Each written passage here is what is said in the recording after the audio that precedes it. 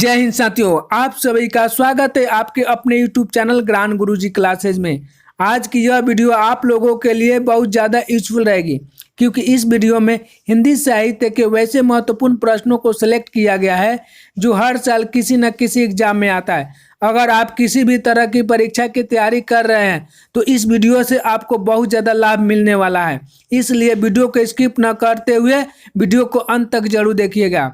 अगर आप चैनल पर नए हैं तो सर्वप्रथम चैनल को सब्सक्राइब कर बेल आइकन को प्रेस कर लें, ताकि मेरी आने वाली अगली वीडियो का नोटिफिकेशन आपके पास सबसे पहले पहुंचे। तो चलिए दोस्तों, देरी न करते हुए हम लोग प्रश्न की ओर चलते हैं। और पहला प्रश्न है, हिंदी प्रदीप पत्रिका के संपादक कौन है? आपका ऑप्शन है भारतेंदु हरिश्चंद्र, लाला श्रीनिवास दास, बालकृष्ण भट्ट, राधाचरण गोस्वामी। तो आपका सही उत्तर क्या होगा दोस्तों? सी, बालकृष्ण भट्ट। बालकृष्ण भट्ट हिंदी प्रदीप पत्रिका के संपादक है, याद रखेंगे दोस्तों। यहाँ पर और एक प्रश्न एग्जाम में पूछा जाता है कि हिंदी प्रदीप पत्रिका के संपादन वर्ष क्या है? हिंदी प्रदीप पत्रिका के संपादन वर्ष क्या है? तो आपका सही उत्तर क्या होगा? 1 सितंबर 1877 ईस्वी, याद रखेंगे। 1 सितंबर 1877 ईस्वी में हिंदी प्रदीप पत्रिका का संपादन हुआ था। और एक और प्रश्न यहाँ पर दोस्तों एग्जाम में पूछा जाता है कि कहाँ पर हुआ था? हिंदी प्रदीप पत्रिका का संपादन कहाँ हुआ था? तो प्रयाग में हुआ था, जिसको आधुनिक युग में इलाहाबाद कहते हैं, जिसको हम लोग इलाहाबाद के नाम से भी जानते हैं। तो हिंदी प्रदीप पत्रिका का संपादन कहाँ हुआ था? प्रयाग में हुआ था, जिसको हम लोग इलाहाबाद के नाम से जानते हैं। बढ़ते हैं अगले प्रश्न की ओर। और अगला प्रश्न है, हिंदी साहित्य में प्रयोगवाद के प्रवर्तक का नाम है। आपको बताना है कि हिंदी साहित्य में प्रयोगवाद के प्रवर्तक कौन है। तो आपका सही उत्तर क्या होगा? बी, अज्ञेय। हिंदी साहित्य में प्रयोगवाद के प्रवर्तक कौन है? अज्ञेय। तो इसलिए आपका सही उत्तर क्या होगा? बी, अज्ञेय। बढ़ते हैं अगले प्रश्न की ओर। और अगला प्रश्न है, मृगनयनी उपन्यास के रचनाकार कौन है? आपका ऑप्शन है उपेंद्र नाथ अश्क, यशपाल, जैनेन्द्र कुमार, वृंदावन लाल वर्मा। तो आपका सही उत्तर क्या होगा? डी, वृंदावन लाल वर्मा। मृगनयनी उपन्यास के रचनाकार कौन है? वृंदावन लाल वर्मा। इसलिए आपका सही उत्तर क्या होगा? डी। बढ़ते हैं अगले प्रश्न की ओर। और अगला प्रश्न है, जायसी किस धारा के कवि है? आपका सही उत्तर होगा बी, प्रेमाख्यानक काव्यधारा। जायसी प्रेमाख्यानक काव्यधारा का क्या है? कवि है। इसलिए आपका सही उत्तर क्या होगा? बी। दोस्तों यहाँ पर जायसी के महत्वपूर्ण कृति है पद्मावत, अखरावत और आखिरी कलाम, याद रखेंगे।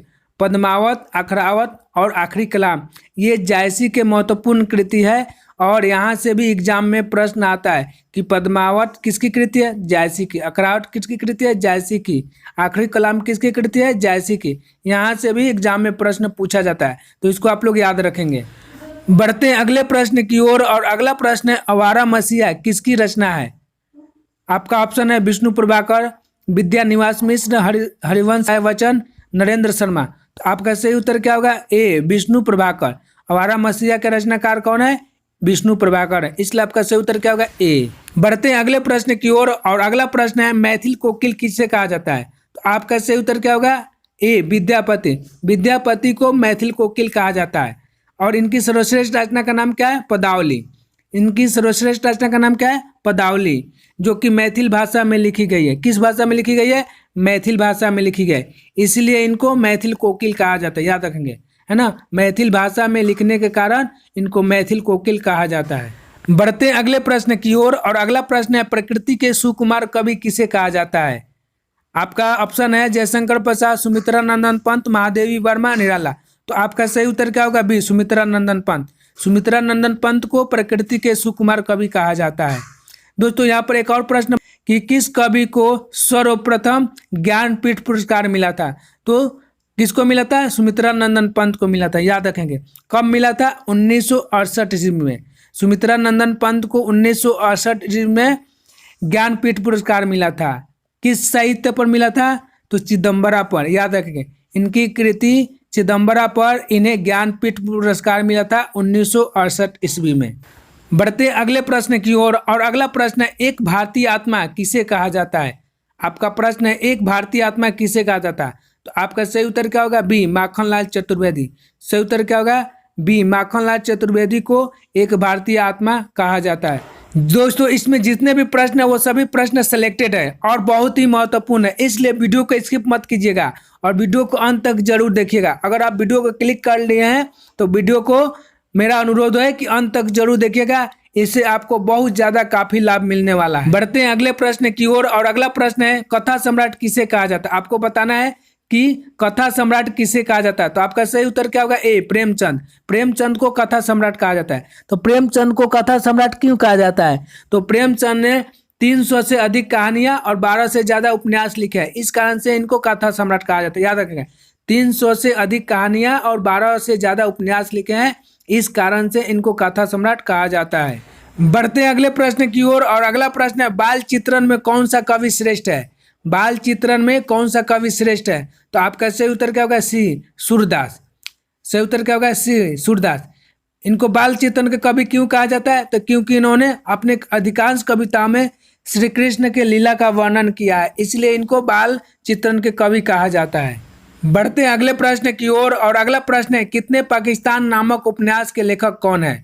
आपको बताना है कि कितने पाकिस्तान नामक उपन्यास के लेखक कौन है। तो आपका सही उत्तर क्या होगा? बी, कमलेश्वर। कमलेश्वर कितने पाकिस्तान नामक उपन्यास के लेखक है। बढ़ते हैं अगले प्रश्न की ओर और अगला प्रश्न है निम्नलिखित में से कौन सी पुस्तक प्रेमचंद द्वारा लिखित नहीं है, यानी कि प्रेमचंद ने नहीं लिखा। तो आपका सही उत्तर क्या होगा? बी, जय पराजय। सही उत्तर क्या होगा? बी, जय पराजय। दोस्तों कायाकल्प, रंगभूमि और प्रेमाश्रम ये प्रेमचंद का लिखा हुआ उपन्यास है, लेकिन जय पराजय प्रेमचंद का लिखा हुआ उपन्यास नहीं है। बढ़ते हैं अगले प्रश्न की ओर और अगला प्रश्न है जायसीकृत पद्मावत क्या है। आपको बताना है कि जायसीकृत पद्मावत है। तो आपका सही उत्तर क्या होगा? सी, रूपक काव्य। जायसीकृत पद्मावत क्या है? रूपक काव्य, इसलिए आपका सही उत्तर क्या होगा? सी। बढ़ते हैं अगले प्रश्न की ओर और अगला प्रश्न है बसु मेरे नैनन में नंदलाल। बसु मेरे नैनन में नंदलाल किसकी पंक्ति है? आपको बताना है। तो सही उत्तर क्या होगा? सी, मीराबाई। यह पंक्ति मीराबाई की है। दोस्तों यहाँ पर एक और प्रश्न बार बार एग्जाम में पूछा जाता है कि मीराबाई किस भक्ति धारा की कवित्री है। मीराबाई किस भक्ति धारा की कवित्री है? तो आपका सही उत्तर क्या होगा? सगुन भक्ति धारा। मीराबाई सगुन भक्ति धारा की कवित्री है।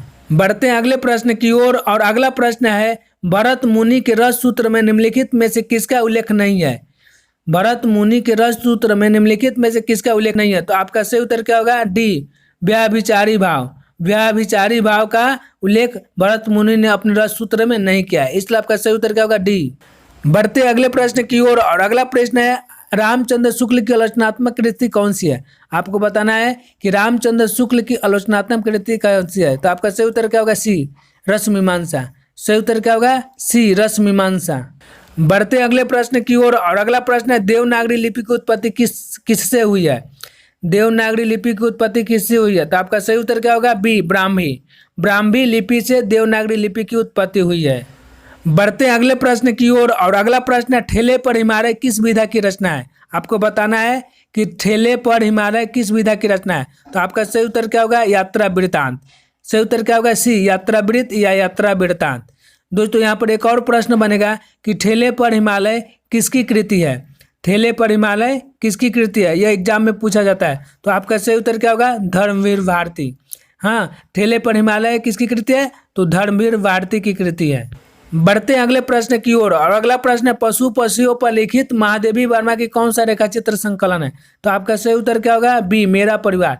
मेरा परिवार जो है वह महादेवी वर्मा के पशु पक्षियों पर लिखित एक रेखाचित्र संकलन है। बढ़ते अगले प्रश्न की ओर और अगला प्रश्न है किस क्षेत्र की बोली को काशिका कहा गया है। आपको बताना है कि किस क्षेत्र की बोली को काशिका कहा गया है। तो आपका सही उत्तर क्या होगा? सी, बनारस। दोस्तों बनारस की बोली को क्या कहा गया? काशिका कहा गया। इसको आप लोग याद रखेंगे। बढ़ते हैं अगले प्रश्न की ओर और अगला प्रश्न है अपभ्रंश को पुरानी हिंदी किसने कहा। आपको बताना है कि अपभ्रंश को पुरानी हिंदी किसने कहा है। तो आपका सही उत्तर क्या होगा? सी, चंद्रधर शर्मा गुलेरी। चंद्रधर शर्मा गुलेरी ने अपभ्रंश को क्या कहा है? पुरानी हिंदी कहा है। बढ़ते अगले प्रश्न की ओर और अगला प्रश्न है रीतिमुक्त कवि नहीं। आपको बताना है कि इनमें से कौन से ऐसे कवि हैं जो रीतिमुक्त नहीं है। तो आपका सही उत्तर क्या होगा? सी, जसवंत सिंह। जसवंत सिंह रीतिमुक्त कवि नहीं है। घानानंद बोधा ठाकुर रीतिमुक्त कवि है, याद रखेंगे। इससे प्रश्न आता है कि घानानंद बोधा ठाकुर किस काल के कवि है। तो रीतिमुक्त धारा के कवि है। किस धारा के कवि है? रीतिमुक्त काव्य धारा के कवि है। बढ़ते हैं अगले प्रश्न की ओर और अगला प्रश्न है हिंदी की पहली कहानी लेखिका का नाम है। आपका सही उत्तर होगा ए बंग महिला। बंग महिला हिंदी की पहली कहानी लेखिका है। बढ़ते हैं अगले प्रश्न की ओर और अगला प्रश्न है शब्दानुशासन के लेखक है। आपको बताना है कि इनमें से कौन शब्दानुशासन के लेखक है। तो आपका सही उत्तर क्या होगा बी हेमचंद्र।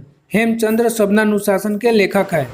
बढ़ते अगले प्रश्न की ओर और अगला प्रश्न है खालिक बारी किसकी रचना है। आपका सही उत्तर होगा सी अमीर खुसरो। अमीर खुसरो की खालिक बारी रचना है। खालिक बारी अमीर खुसरो की रचना है, इसलिए आपका सही उत्तर क्या होगा सी। बढ़ते अगले प्रश्न की ओर और अगला प्रश्न है सूफी काव्य का उद्देश्य क्या है। आपको बताना है कि सूफी काव्य का उद्देश्य। आपका सही उत्तर क्या होगा ए प्रेम निरूपण। सूफी काव्य का उद्देश्य क्या है प्रेम निरूपण, यानी कि अपनी कविताओं में इन्होंने प्रेम निरूपण का चित्रण अधिक से अधिक किया। अगले प्रश्न की ओर और अगला प्रश्न है जूही की कली कविता के कवि है। आपको बताना है कि इनमें से कौन जूही की कली कविता के कवि है। तो आपका सही उत्तर क्या होगा बी निराला, जिनका पूरा नाम क्या है सूर्यकांत त्रिपाठी निराला। पूरा नाम क्या है सूर्यकांत त्रिपाठी निराला, और यह इनकी पहली कविता है। जूही की कली इनकी पहली कविता है। बढ़ते हैं अगले प्रश्न की ओर और अगला प्रश्न है हालावाद के प्रवर्तक का नाम। आपको बताना है कि इनमें से कौन हालावाद के प्रवर्तक है। तो आपका सही उत्तर क्या होगा दोस्तों डी हरिवंश राय बच्चन। हरिवंश राय बच्चन हालावाद के प्रवर्तक है, इसको आप लोग याद रखेंगे। बढ़ते अगले प्रश्न की ओर और अगला प्रश्न है संचारी भाव की संख्या। आता है कि संचारी भाव की संख्या कितनी है। तो आपका सही उत्तर क्या होगा दोस्तों बी 33। संचारी भाव की संख्या कितनी है 33 है। बढ़ते अगले प्रश्न की ओर और अगला प्रश्न है कवि वचन सुधा के संपादक थे। आपको बताना है कि इनमें से कौन कवि वचन सुधा के संपादक थे। तो आपका सही उत्तर क्या होगा डी भारतेंदु हरिश्चंद्र। सही उत्तर क्या होगा बी भारतेंदु। बढ़ते अगले प्रश्न की ओर और अगला प्रश्न है खड़ी बोली के सर्वप्रथम लोकप्रिय कवि माने जाते हैं। आपको बताना है कि इनमें से कौन खड़ी बोली के सर्वप्रथम लोकप्रिय कवि है। तो आपका सही उत्तर क्या होगा डी अयोध्या सिंह उपाध्याय हरिऔध। सही उत्तर क्या होगा डी अयोध्या सिंह उपाध्याय हरिऔध। और इनकी एक प्रसिद्ध कृति है जिसका नाम है प्रिय प्रवास। यह खड़ी बोली का प्रथम महाकाव्य है, याद रखें। खड़ी बोली का प्रथम महाकाव्य का नाम क्या है प्रिय प्रवास। बार बार दोस्तों यह एग्जाम में पूछा जाता है कि प्रिय प्रवास किसकी कृति है। तो प्रिय प्रयास अयोध्या सिंह उपाध्याय की कृति है। प्रिय प्रवास किसकी कृति है अयोध्या सिंह उपाध्याय की। बढ़ते अगले प्रश्न की ओर और अगला प्रश्न है फणीश्वर नाथ रेणु किसके लेखक है। आपको बताना है कि इनमें से किसके लेखक फणीश्वर नाथ रेणु है। तो आपका सही उत्तर क्या होगा सी मैला आंचल। जी हाँ दोस्तों, मैला आंचल के लेखक कौन है फणीश्वर नाथ रेणु है, इसलिए आपका सही उत्तर क्या होगा सी। बढ़ते अगले प्रश्न की ओर और अगला प्रश्न है गोदान किसकी कृति है। आपको बताना है कि गोदान किसकी कृति है। आपका सही उत्तर क्या होगा बी प्रेमचंद। गोदान किसकी कृति है प्रेमचंद की कृति है। दोस्तों एक और प्रश्न यहाँ से पूछा जाता है कि गोदान किस विधा की रचना है। तो गोदान उपन्यास है, याद रखेंगे। और गोदान क्या है उपन्यास है। गोदान प्रेमचंद का अंतिम उपन्यास है, याद रखेंगे। प्रेमचंद का अंतिम उपन्यास क्या है गोदान है। बढ़ते अगले प्रश्न की ओर और अगला प्रश्न है कस्तूरी कुंडल बसे आत्मकथा है। कस्तूरी कुंडल बसे आत्मकथा है। तो आपका सही उत्तर क्या होगा बी मैत्री पुष्पा। मैत्री पुष्पा की कस्तूरी कुंडल बसे आत्मकथा है। बढ़ते अगले प्रश्न की ओर और अगला प्रश्न है ज्ञान मार्गी शाखा के कवियों को किस नाम से पुकारा जाता है। आपको बताना है कि ज्ञान मार्गी शाखा के कवियों को किस नाम से पुकारा जाता है। तो आपका सही उत्तर क्या होगा डी संत कवि। सही उत्तर क्या होगा डी संत कवि। दोस्तों अगर आप वीडियो पर बने हैं तो वीडियो को अंत तक जरूर देखिएगा। बार बार आपसे रिक्वेस्ट किया जा रहा है कि वीडियो को अंत तक जरूर देखिएगा। यह वीडियो बहुत ही अच्छी है और आपके लिए या आपके एग्जाम के लिए बहुत ज़्यादा लाभदायक है, इसलिए वीडियो को अंत तक जरूर देखिएगा। बढ़ते अगले प्रश्न की ओर और अगला प्रश्न अपभ्रंश का वाल्मीकि किसे कहा जाता है। आपको बताना है कि अपभ्रंश का वाल्मीकि किसे कहा जाता है। तो दोस्तों आपका सही उत्तर क्या होगा डी स्वयंभू।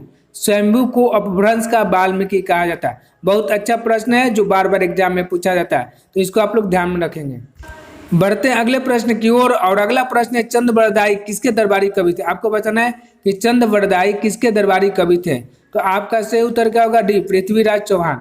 चंद्र वरदाई पृथ्वीराज चौहान के दरबारी कवि थे और इनकी एकमात्र कृति है जिसका नाम क्या है पृथ्वीराज रासो। याद रखेंगे, इनकी एकमात्र कृति है जिनका नाम क्या है पृथ्वीराज रासो। बढ़ते अगले प्रश्न की ओर और अगला प्रश्न है, कठिन काव्य का प्रेत किस कवि को कहा जाता है? तो आपका सही उत्तर क्या होगा? डी, केशवदास। केशवदास को कठिन काव्य का प्रेत कहा जाता है, इसको आप लोग याद रखेंगे। बढ़ते अगले प्रश्न की ओर, द्विवेदी युग का नामकरण किसके नाम पर हुआ है? द्विवेदी युग का नामकरण किसके नाम पर हुआ है? दोस्तों आपका सही उत्तर क्या होगा? बी, महावीर प्रसाद द्विवेदी। महावीर प्रसाद द्विवेदी के नाम पर द्विवेदी युग का नामकरण किया गया है। बढ़ते अगले प्रश्न की ओर और अगला प्रश्न, हिंदी प्रदीप के यशस्वी संपादक का नाम है। हिंदी प्रदीप के यशस्वी संपादक का नाम है, आपका सही उत्तर क्या होगा? बी, बालकृष्ण भट्ट। सही उत्तर क्या होगा? बी, बालकृष्ण भट्ट। बढ़ते अगले प्रश्न की ओर और अगला प्रश्न, निम्नलिखित में से कौन सरस्वती पत्रिका के संपादक नहीं रहे हैं? तो आपका सही उत्तर क्या होगा? डी, शांति प्रिय द्विवेदी। जी हाँ दोस्तों, शांति प्रिय द्विवेदी सरस्वती पत्रिका के संपादक नहीं रहे हैं। बढ़ते अगले प्रश्न की ओर और अगला प्रश्न, उसने कहा था कि मुख्य पात्र का नाम क्या है? आपको बताना है कि उसने कहा था कहानी के मुख्य पात्र का नाम क्या है? तो आपका सही उत्तर क्या होगा? सी, लहना सिंह। सही उत्तर क्या होगा? सी, लहना सिंह। और ये किसकी कृति है? तो ये चंद्रधर शर्मा गुलेरी की कृति है, याद रखेंगे। बढ़ते अगले प्रश्न की ओर और अगला प्रश्न है, निम्नलिखित में से कौन सा नाटक प्रसाद का नहीं है? तो आपका सही उत्तर क्या होगा? डी, सिंदूर की होली।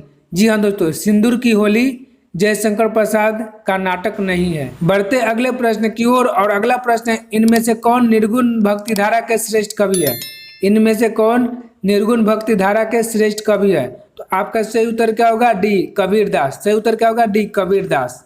बढ़ते अगले प्रश्न की ओर और अगला प्रश्न है, हिंदी साहित्य के आधुनिक काल को किस नाम से जाना जाता है? आपको बताना है कि हिंदी साहित्य के आधुनिक काल को किस नाम से जाना जाता है? तो आपका सही उत्तर क्या होगा? डी, गद्य काल। आधुनिक साहित्य को गद्य काल के नाम से जाना जाता है। बढ़ते अगले प्रश्न की ओर और अगला प्रश्न, इनमें से कौन निर्गुण भक्ति धारा के कवि है? इनमें से कौन निर्गुण भक्ति धारा के श्रेष्ठ कवि है? तो आपका सही उत्तर क्या होगा? डी, कबीरदास। सही उत्तर क्या होगा? डी, कबीरदास। बढ़ते अगले प्रश्न की ओर और अगला प्रश्न है, हिंदी की प्राण धारा डॉक्टर हजारी प्रसाद द्विवेदी ने किसे मानी है? हिंदी की प्राण धारा डॉक्टर हजारी प्रसाद द्विवेदी ने किसे मानी है? तो आपका सही उत्तर क्या होगा? बी, अपभ्रंश को। जी हाँ दोस्तों, अपभ्रंश को हिंदी की प्राण धारा माना गया है। बढ़ते अगले प्रश्न की ओर और अगला प्रश्न, अंधेर नगरी किसका लिखा हुआ नाटक? आपको बताना है कि अंधेर नगरी किसका लिखा हुआ नाटक है? तो आपका सही उत्तर क्या होगा? ए, भारतेंदु हरिश्चंद्र। जी हाँ दोस्तों, भारतेंदु हरिश्चंद्र की लिखी हुई नाटक है अंधेर नागरी। बढ़ते अगले प्रश्न की ओर और अगला प्रश्न है, अल्लाह खंड किस ग्रंथ का मूल नाम है? अल्लाह खंड किस रासो ग्रंथ का मूल नाम है? आपका सही उत्तर होगा बी, परमाल रासो। सही उत्तर होगा बी, परमाल रासो। और इसके लेखक कौन है? जगनिक। याद रखेंगे, परमाल रासो का लेखक कौन है? जगनिक है। बढ़ते अगले प्रश्न की ओर और अगला प्रश्न है, पश्चिमी हिंदी किस अपभ्रंश से विकसित है? पश्चिमी हिंदी किस अपभ्रंश से विकसित है? तो आपका सही उत्तर क्या होगा? सी, शौरसेनी। सही उत्तर क्या होगा? सी, शौरसेनी। बढ़ते अगले प्रश्न की ओर और अगला प्रश्न है, प्रबंध चिंतामणि के रचनाकार है। आपको बताना है कि इनमें से कौन प्रबंध चिंतामणि के रचनाकार है? तो आपका सही उत्तर होगा डी, मेरुतुंग। सही उत्तर क्या होगा दोस्तों? डी, मेरुतुंग। दोस्तों अगर वीडियो अच्छी लगी तो वीडियो को लाइक कीजिए तथा अपने दोस्तों के साथ शेयर कीजिए तथा चैनल को जरूर सब्सक्राइब कर दीजिए। तब तक के लिए जय हिंद, जय भारत।